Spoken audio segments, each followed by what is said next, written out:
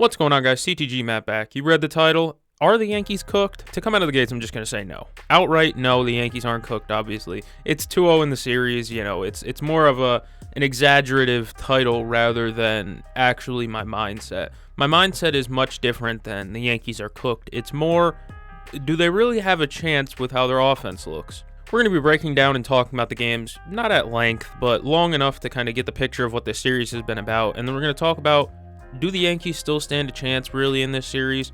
It really comes down to their offense, but we're gonna talk about that a little bit more. Game 1 was obviously maybe the most fun World Series game in a while. Obviously, you know, the most notorious thing now, or infamous, it's actually more infamous, was Aaron Boone deciding Nestor Cortez was going to pitch instead of a Tim Hill, even instead of a Tim Meza, for Christ's sake.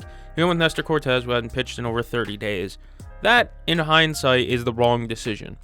That, in the moment, still probably the wrong decision, but you feel a little bit better after he gets the Ohtani out. He gets Ohtani to pop out. Alex Verdugo made the play of his life, and if the Yankees win Game 1, it is a much different sentiment about this series, because if the Yankees won Game 1, they kind of had their formula down. Stanton, homer, Soto got on base, Alex Verdugo had a great defensive play in left field, and then it was Jazz Chisholm who came up clutch for like the entirety of extra innings. You know, a single, I think he stole second, then stole third. He stole a run, essentially, and Jazz was amazing.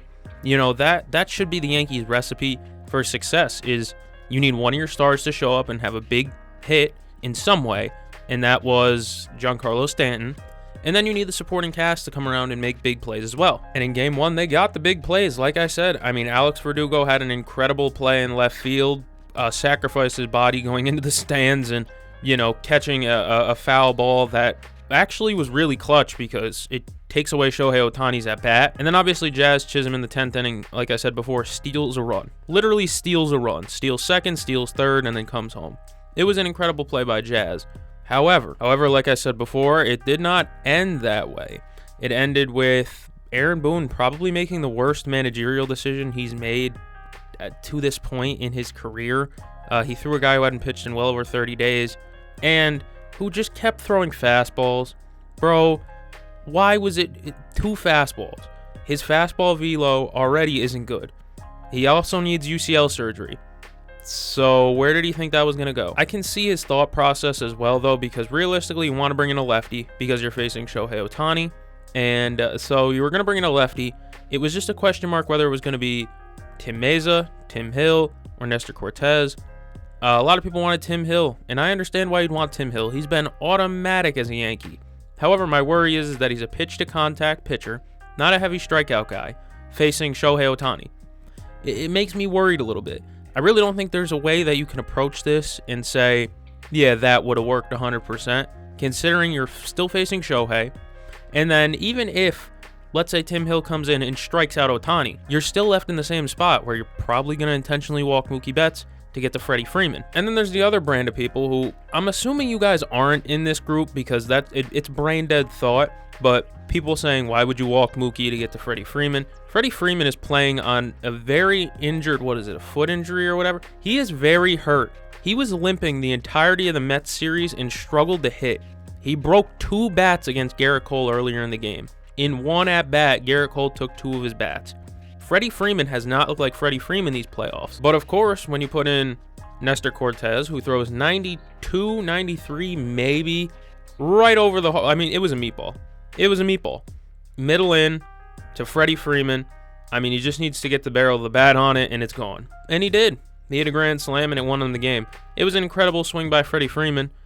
Personally, I would have walked Mookie Betts regardless. I'm not in the stupid, I'm going to be honest, the brain dead camp that says, why would you walk Mookie Betts to get to Freddie Freeman? It's Mookie Betts. He's a 2-time MVP? He's a 2-time MVP, World Series champion, one of the best top 5 players in baseball, probably better than Freddie Freeman, and you want the lefty-lefty matchup. And I know what the stats say about Freddie Freeman versus lefties, but again, that's implying that he's healthy. In those other at-bats against lefties, Freddie Freeman was healthy. Freddie Freeman is clearly not. So again, I like the idea of challenging him. It's the same thing that any team would do if Anthony Rizzo was up. You challenge the guy who is clearly hurting. I don't know. I wouldn't have thrown Nestor. But if I'm being honest, I took the silver lining out of that. Praying to God, to the only thing that's holy. I don't believe in any specific religious God. I believe that there is a God, though. I'm just not sure which one got it right. However, to any God you believe in, I pray that that was Nestor Cortez's last pitch as a Yankee. Because, oh my Christ, for a guy who, I'm going to be honest, and whined about going to the bullpen, cried about it, absolutely whined about it, and then backtracked a few days later because he realized, wait a minute, you know what, maybe I shouldn't have done that. And then on top of that, he's just not good. He's a gimmick pitcher. A gimmick pitcher. He's not even Johnny Cueto type gimmick pitcher where he at least has good stuff. His stuff is average. His velo is below average. And he's just gimmicks. He only pitches well at home because that gimmicky shit don't work in other people's ballparks. I've been done with Nestor Cortez before this game, but like I said, literally after game 1, my first reaction is, you know what? If that's Nestor Cortez's last pitch as a Yankee, so be it. I am so done with him, beyond it. He should have never even came back for this playoff run, if I can be honest. He clearly needs surgery. In this whole I'm willing to die for the team, you're not willing to die for the team because you just killed the team. Now we could talk about game 2. Game 2 was the type of game that was just weird. The Dodgers scored all their runs in the first 3 innings. Literally after the 3rd inning, they didn't score again, and they won the game. And it wasn't even really competitive until the 9th inning when the Yankees loaded the bases. The unfortunate part is, the Yankees loaded the bases for their worst part of the lineup. This has been the issue the entirety of the season for the Yankees. They cannot get production out of 6 through 9, somewhere around there. Since Anthony Rizzo's come back, he's been spectacular. I'm not going to throw digs at him right now. Defensively, he's been abysmal. However, he has been good enough at the plate to where it's like, hell yeah, Rizzo's back and he's hitting well. But Anthony Volpe, after the first 2 rounds, he struggles to hit off speed. They've realized he cannot hit off speed. And so he's getting a lot of curveballs. He can't hit a curveball. Austin Wells. I love Austin Wells just because he's better than Jose Trevino. That's it. That's why I like Austin Wells, because he's just not Jose Trevino. But, of course, when they bring in a lefty in Alex Vesia, yes, it was Alex Vesia, you're going to bring in a righty, which is Joe Trevino. Yeah, no, he's not getting called Jose. He's not really good either. I don't like that that's your best bench bat. I don't like that your best righty bench bat is Jose Trevino. You know, I don't know, man. I just want more pop out of the bench. It's always been an issue. Their lineup depth is terrible. Their bench depth is even worse. But what makes Austin Wells a better starting catcher than Jose Trevino is the fact that he can control the running game. I'm pretty sure, was he the one that gunned Shohei Ohtani? He must have been, because Jose only came in for the top of the 9th at-bat that lost the game. So he threw out Shohei Ohtani stealing second. Like, he controls the running game way better than Jose Trevino can. If Jose Trevino's in the game, they are running. Miguel Rojas would steal a base. Will Smith would steal a base. Max Muncy might steal a base on Jose Trevino. He is atrocious when it comes to controlling the run game. So I like Austin Wells more just because of the fact that at least he's a respectable defender. And then even if they do clear the Jose Trevino spot, let's say he smacks a single and it scores a run, you still have Alex Verdugo up next. Alex Verdugo versus a lefty. And now you have no righty bench bat. What is that? What is the lane here? The bench depth, man, looking at it in a playoff setting, it's even worse than I thought during the regular season, because there's just no righties that can hit. There isn't. Off the bench, there is no righty hitters. Speaking of righty hitters, oh man, there's one that bats in the 3 spot. He doesn't exist to me anymore. He is gone. Dead to me. Goodbye. See you later. Not my captain. Not my captain. What is he, captain of the good ship Lollipop? I don't know. He's closer to Captain Long John Silver. Walking K. I don't even know what to call him other than that. He's a walking K. It's just, do you want it backwards or frontwards? He's a walking K regardless. It's just preference of how you want your strikeout. A lot of low in the zone pitches to him. That's what's getting him, and he's fishing, he's chasing a ton, he's pressing the issue. He's scared. Just call it what it is. He is scared, dude. He can't even hit at home anymore, which is what makes me even more nervous about going home, is the fact that he can't hit there either. The place where he hit a majority of his bombs this season, he can't hit there either anymore. And this whole playoff run, I've been saying to myself, you know what? He'll come around. He'll come around. He'll come around. He just got cold right now. It's just a cold streak. No, pitchers are more focused on making individual pitches, and when pitchers aren't giving him mistakes and cookies anymore, when there's no more cookies, he goes. When there's no more cookies, he starves. When there's no more cookies, he starves. And even the cookies he gets nowadays, oh my God, who was it that threw a slider right over the middle of the plate and he fouled it back? And can I just say, if it's July, it's going 440. If it's October, it's going foul or a pop out. If it's July, it's gone. And then he has the audacity to spark up conversation with Dave Winfield pregame. Mr. May gets to talk to Mr. June. Congratulations. I can't even call Aaron Judge Mr. June because Reggie Jackson is actually really, really good in the NBA compared to Aaron Judge. I mean, 280 on base in the playoffs for a guy that was on base over 40% of the time this season, I believe. 280. That is such a drastic fall off. It's almost unbelievable how bad he's become. It really does come down to, what do you want your K, frontwards or backwards? He's horrible. And that kind of segues me into Game 3, talking about Game 3. If I'm Aaron Boone, bro, no, Aaron, you are not batting third in the lineup. That is Giancarlo's spot. No, Aaron, you aren't even batting fourth in the lineup. That's Jazz Chisholm's spot. Buddy, enjoy the 5-hole. Go somewhere else. You aren't batting cleanup. I can't trust him in a big moment anymore. There's no trust there. He's shown he can't do it. He just can't. I don't know what it is about. I think there's a hole in his swing. It's abysmal how bad he's been this season. And I don't know. He can go out next season, 2025 season. He could hit 70 homers, break Bonds' record, and nobody cares. Nobody should care anymore. I don't care how special he looks in the regular season anymore. He's generational. But I've been calling him Captain Low Leverage all season. That's what he is, Captain Low Leverage. You know what? Before I go into what the Yankees can do for Game 3, I do want to talk about one more thing in Game 1. I think there's a real chance that if they don't take out Gleyber Torres, they win that game. Because Gleyber Torres makes that diving play at second base that Oswaldo Cabrera completely misses on, because Oswaldo Cabrera is not a second baseman anymore. He's just not. He's utility, but he's not second base. He doesn't really play there that often. If that's Gleyber Torres playing second, good chance the Yankees turn 2. Good chance the Yankees win that game. That's a different story. They had to do it for pinch running, I guess, if you want runners in. The runners really didn't even matter, but I digress. Let's go to Game 3 again. Game 3 starters are Walker Buehler versus Clark Schmidt. Now, Walker Buehler has been, for lack of a better word, not that great in the playoffs. Just not. And Clark Schmidt had a bad first start. That was Clark shit. And then the second start, it was a little bit better. It was Clark Schmidt. Can we get Clark Schmidt now, maybe? The full thing? I hope so.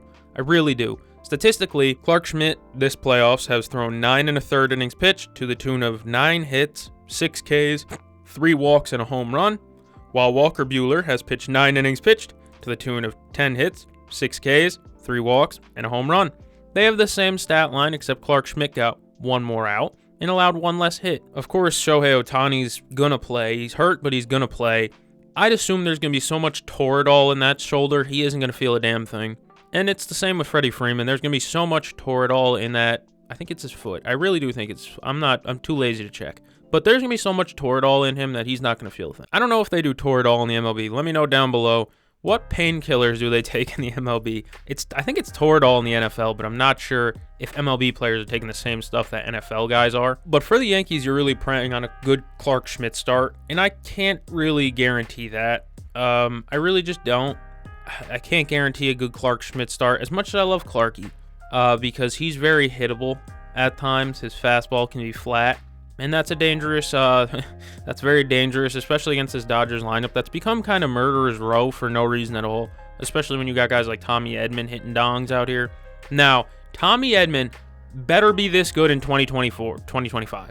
When we flip the calendar over and the new season starts, Tommy Edman's ass better be wearing an all-star uniform, because this has been ridiculous. Tommy Edman is pissing me off royally, man. I'm pissed. I'm royally pissed. Shout out to Key and Peele. But he's just been randomly really good. And, you know, someone's got to check his piss. Do it. Check his piss. Maybe it'll ding, because I'm starting to believe it. I mean, there's just no reason for Tommy Ed Mid to be Tommy Ed this good. Now, Walker Buehler's not good. I'm not going to dance around it and act like Walker Buehler, you know, he's coming off injury. I can't sugarcoat it. It's the playoffs. Walker Buehler hasn't been very good. He found something, I believe, in his last start in the Mets series, but I still just don't see that same Walker Buehler in there. But the one advantage that he has is that the Yankees don't hit starting pitchers well. You really think about it, the Yankees have this patient approach against starting pitchers, and they try to get them out there early. They try to get the pitcher out early by taking pitches and running a pitch count. That just leads to pitchers settling in more because you're taking more pitches. Against Yamamoto, they were working him the first inning. They had like 25 pitches after one, and it was like, hell yeah. But the thing is that because you got out of that inning and you didn't really swing the bat, you allowed him to really warm up with a free BP. I mean, even in the Cleveland series, Alex Cobb, I think it was, right? Alex Cobb pitched like 4 innings against them, when Alex Cobb was a 1 to 2 inning guy max coming into the playoffs, they said. And then he goes out there and he just has a really good starting, or at least a better start than it should have been against the Yankees, because the Yankees' patient approach against starters can come back to bite them. It really comes down to Aaron Judge. As much as I want to say the bottom of the lineup, and, you know, Alex Verdugo needs to hit, and Anthony Volpe needs to hit, and Austin Wells needs to hit, bro, Aaron Judge needs to not bat 150. He has a lower average than Alex Verdugo right now. I'm not a batting average guy, never really have been, but there's just no reason you should be batting 150 sub the 180 Alex Verdugo has right now. Alex Verdugo should not have a higher batting average than the AL MVP in the playoffs. It's so funny watching like ESPN talk about it too, because I'm on ESPN's website looking at like the box scores and stuff like that, just to kind of jog memory. And I see Stephen A. Smith saying, quote, "I am so disgusted with Aaron Judge." Usually I'm very like, I counter Stephen A. Smith a lot, because the shit he says is more so just to capture headlines rather than, you know, based on logic. No, this is right. And there's no way to objectively say anything other. Aaron Judge has been shit. Horrible. Bad. Terrible. And he needs to be moved down in the lineup. Plain and simple. He cannot bat third tonight. We just can't keep rolling out this same lineup with Aaron Judge at 3 and praying to God he hits. He hasn't. You need to give Stanton those at-bats. But if I'm being honest, I know how this works. Booney is 100% going to roll out Aaron Judge at the exact same 3 spot as he has all year, and it's going to work like that. Now, me personally, out of just being the dickhead I think I am, I'd have Aaron Judge batting 8th. Enjoy second cleanup, buddy. But yeah, I think I'm in the same camp as like every other MLB viewer when I say Aaron Judge can literally go out in 2025, hit 150 home runs, and nobody would give a shit, because he hasn't done anything in the playoffs since 2021 maybe. And in 2021, all he had was that 3-run homer off Houston that I can think of. I think that was 2017. Might have been 2017. Either way, he just isn't the same player come playoff time, and It sucks, if I'm being honest, because, man, does that start to discourage Juan Soto from re-signing? I know World Series talk, blah, blah, blah. It's supposed to be World Series talk, but do you think that really discourages Juan Soto from re-signing? The fact that he's looking at his partner, his guy who's supposed to be like his murderer's row teammate, you know, the guy who's supposed to build up the line of protection with Soto, and Aaron Judge is over there in fetal position with puke covering his shirt in the corner. That's what my worry is right now, is that Aaron Judge's pitiful, downright disgusting playoff performance is going to discourage Juan Soto from re-signing. I can't say I blame him. The guy deserves a bag and to play with some team that gives a shit about him. There's potentially 2 games left of the series. If the Dodgers win Game 3, I will not be talking about baseball until the offseason starts. Winter meetings, I guess, maybe. But yeah, there's a 0% chance I talk about the World Series if the Dodgers win tonight. I am filming this at 2:25, and I'm ready to be disappointed. Every Yankees game is the same, though. They're always classics. Man, the Yankees have put together so many So many hood classics this playoff run that it sucks that they're going to lose potentially. On the Dodgers side, I mean, just keep banging. Your lineup's good. That's really all I could say. Just keep that same lineup out there. Ohtani's going to play, like I said. There's probably an over 90% chance Ohtani plays tonight. Dave Roberts said he's trending in the right direction, so I trust it. The Dodgers do need to probably score more, because 4 isn't a ton, and especially when they average like 6 a game almost. You know what I mean? So they might need to score more, but you really don't need to when the Yankees shoot themselves in the foot like Plexico. It's an absolute cope to say it, but remember, Yankees fans, was it 97 against the Braves when they went down 2-0 and then promptly beat the piss out of John Smoltz, and I think Glavine was in there too. One thing I do need to say before I sign off, John Smoltz, can you shut up? 30 seconds of game time action without you yapping. I get it. For a casual fan that might like John Smoltz in the booth, they might like him because he breaks down pitches and stuff like that. He's a Hall of Famer, for Christ's sake. But bro, let the game breathe, please. And he completely negates Joe Davis, I think his name is, job as a commentator. He doesn't let Joe Davis go. He talks over him half the time. Just shut up. Let the game breathe. I don't love an announcer that smothers the commentary where he's constantly on the mic talking. Let the game breathe. With all that being said, I hope you guys enjoyed tonight's game. Lord knows I won't. I'm going to go catch the game. See you guys in the next one.